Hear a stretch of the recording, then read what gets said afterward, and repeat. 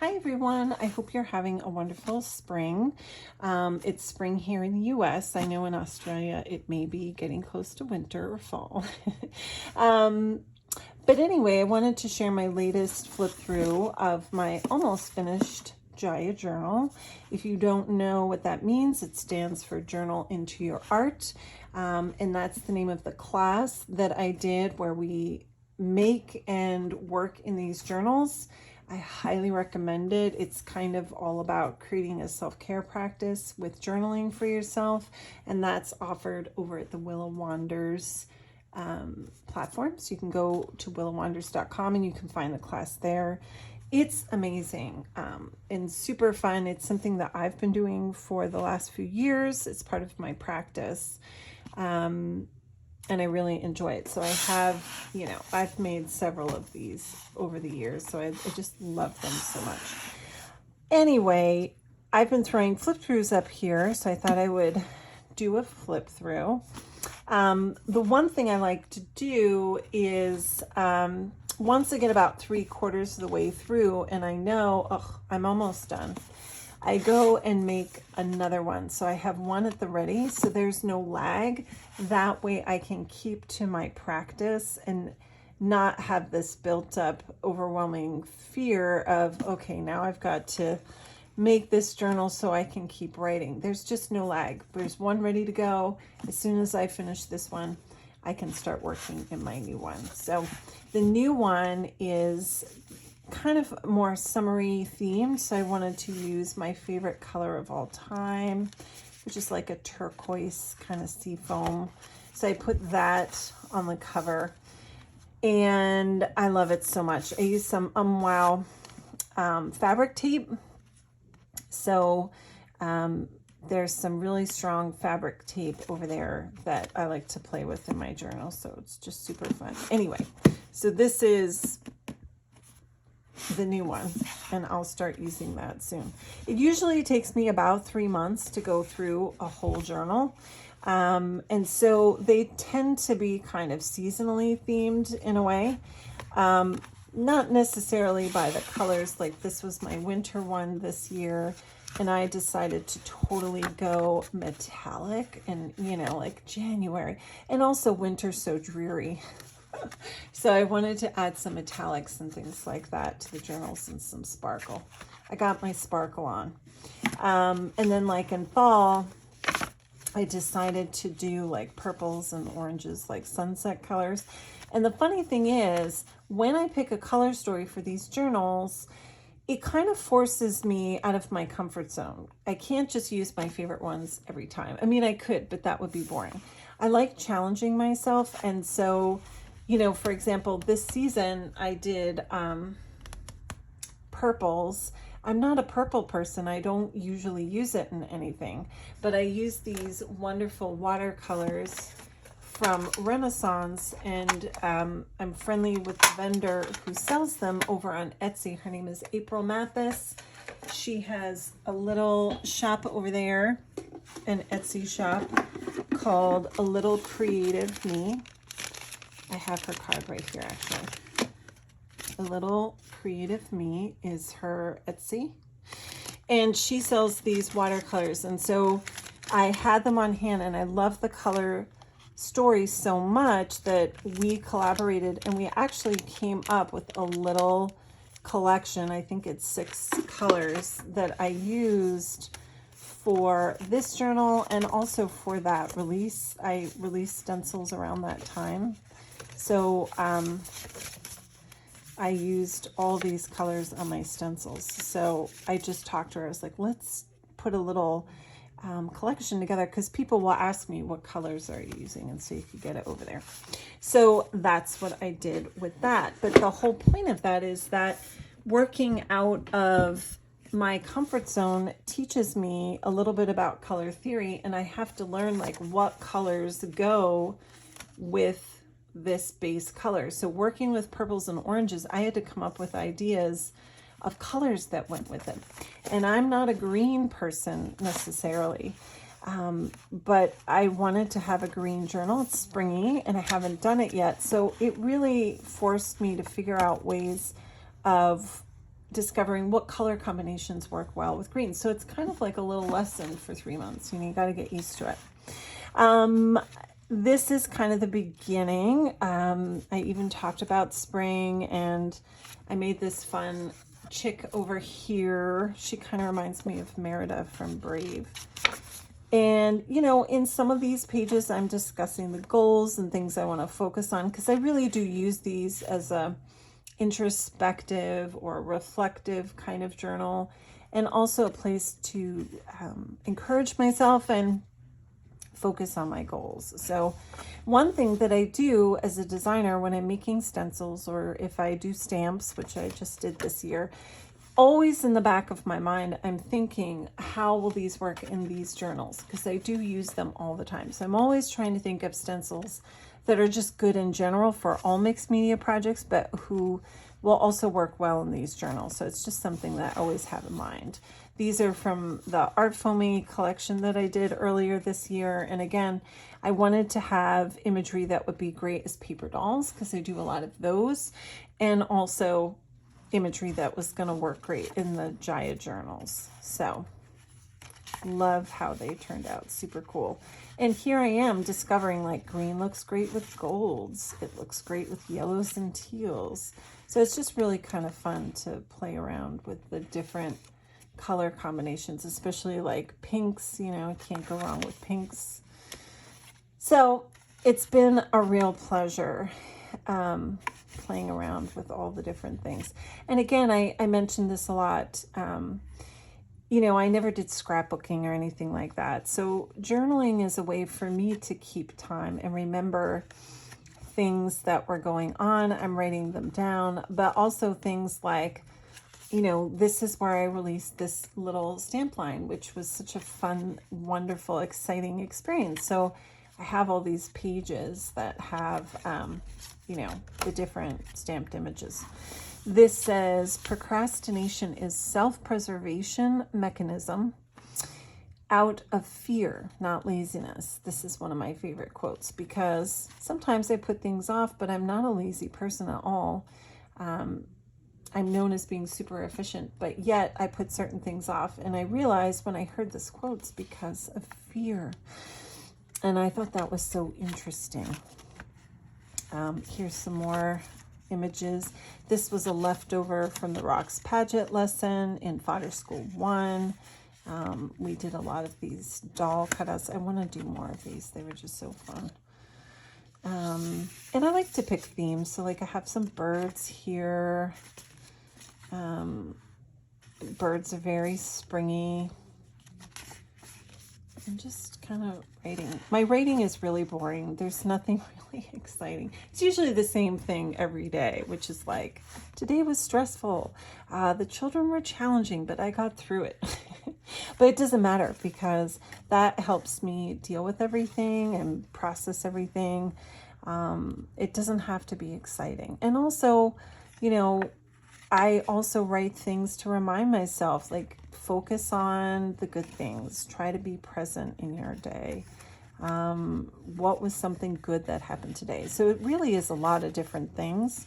It's not exciting or interesting or even revelational, but it's how I go through my days, just kind of working and trying to manage, just like all of us. So I'm always putting positive messaging in. There is always a way through. Just keep moving forward. That's really important to me. This is my stencil that I have. It has a person attached to it, but I like using it as just a dress. This is from the new release. I have some summery buildings, like I have windmills and cottages and sandcastle-y things. And again, I'm really liking pinks and greens together. I think it looks beautiful. It's a cute Keisha Divini stamp. Keisha's a dear friend of mine. She's got a lot of cute art foamies. So if you don't know about these, definitely check them out. yeah, here's some more of the art foamies that I did. It was just a limited release, so I might bring them into my shop. People keep asking, but I gotta say, like, going from stencils in flat envelopes is easy, but going to packages, that is more of a challenge, because our foamies could get squished in bubble envelopes, and I really want to protect them. So I got to work on packaging and figure out how I'm going to do that. It's my birthday. I turned 49 this year. I can't believe it. I'm going to be 50 in another year. It's crazy. And again, these are some of the new images from my new portrait stencils, which I love. So it's so fun to kind of play with things differently. Like here, I just used acrylic paint. I put the black acrylic paint down, and then I built her face from there. Here I used pencil and watercolors and did it more like an illustration. So stencils literally are the best art supply ever. There's just so many options. And now I have stencils of myself, which is embarrassing, but I think I mentioned in another video, when I really, really wanted photographic stencils. I have some more here. It's my great aunt Peggy. And this is my 17-year-old, this gorgeous kid. So, you know, I could go and find copyright-free images, but it might not be as funky as I want, or as unique or interesting as I want. And I really wanted to make it my own. So what better way to make it your own than using your own photography? And so that's what I did. I put a dress-up crown on my head, and I turned myself into a stencil, because I've always wanted, like, I love queen imagery or royal, like, crowns and stuff. So I definitely wanted to add that to my product line. I love using washi tape in my journals. I have some new washi tape in the shop right now. Here it is. This is my new washi. That's one of them. Yeah. Washi tape is great too as tip-ins. So just remember that washi tape itself is not permanent. So depending on what you're putting it on, like, because this has acrylic paint and stuff, I tend to glue it down, because acrylic paint is more like a plastic. Acrylic is plastic. So acrylic paint has almost like a removable surface. Like if you put stickers on it, they tend to come off. So I do tend to glue the washi down. Here's my new mermaid stencil. I love her. And I went for like a little underwater theme. And I misspell stuff all the time. I can't tell you how many times I write the word remember. If I'm handwriting it, I have no problem. But if I'm doing it big, like, I can't call this calligraphy, but whatever it is, I always forget the E-M. Always, 90% of the time. So funny. Because when you're writing big, it's almost like you're not thinking of the word. You have to slow so much down that you kind of are forgetting about the words, the actual letters. And I put some washi here on my aunt's dress and jazzed it up. And this too, like, I love coming up with imagery, again, that would, this was supposed to be a stencil that would work great in like mixed media art. I'm trying to find, let's see. So I have a giant mixed media book that I use, and I think I showed this in another video.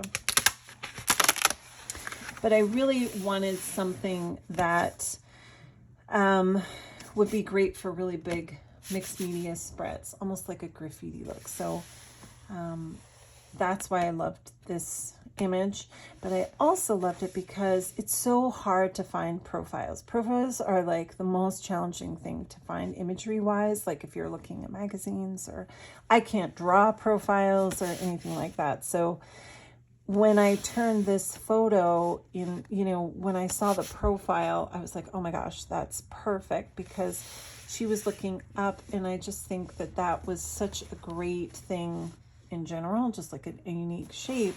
But I knew in the back of my head that would look great in my JIYA journaling when I'm trying to have imagery where that person might be thinking and her eyes were closed, and I just thought it was so perfect. So I love, love, love that stencil.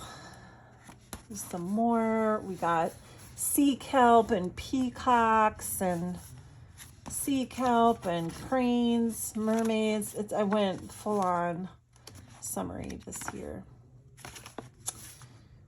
Here, and then I'll just journal about things. Like this is all about how I was grateful to be able to go see Depeche Mode because I'm a kid of the 80s, and there are things that I missed out on, and so I was excited to be able to do that. She kind of reminds me of Wonder Woman here. I love this one. So again, just kind of playing. These are the cool stamps. I have them right here. From Seth Apter is distributing these Nick Bantock stamps. I don't know if you know Nick Bantock, but I was obsessed with Griffin and Sabine in the 90s and 2000s. I have all the books. I have the Nick Bantock Book of Art. I'm a big fan. I even have some of the stamps from way back when. So when I saw these were available, I bought a whole bunch because I am a stamp nerd, so I love using that in here. Super, super fun. I don't know if Seth still has more, but go check it out on Seth Apter's website. He's so sweet. More mushrooms and birds. I definitely wanted birds in this new release. And again, like I love when I can use things that are angled in such a way that they're looking up at the words in the journals. It just, you know, it just pulls everything all together. Here I used an old image that was in the Artist Almanac this year. This is mine. This is the only one I have. So I just have it for posterity's sake here. I like to keep at least one complete one for, you know, it's not like my resume, but just to have. But once I tear out the pages, they're fun to use in different ways. Another Keisha stamp. And another Seth Apter stamp. I got a Tim Holtz die cut thing going on. So fun.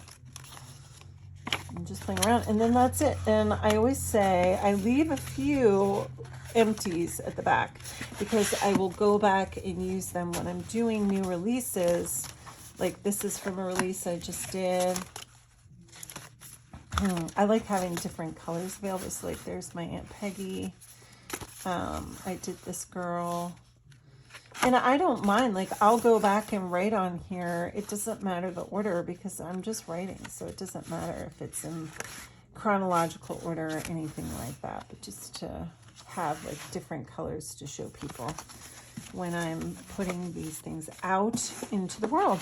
So anyway, that is that flip. I have this one I'll be starting next. And I always forget to say, if you don't subscribe, please subscribe because I always like to announce what's going on my YouTube channel. I'm really trying to be good about it this year. It's one of my goals, just to make sure to put stuff that's kind of up there, almost like a virtual newsletter. I do have a newsletter too, but at least here you're going to get the more detailed information and flip throughs. And in samples. People always ask me for questions on how to use different things, and it's usually here on my YouTube channel. So just make sure you subscribe, and that way you'll always have alerts when this new stuff comes in. And I will see you again for the next journey on this channel.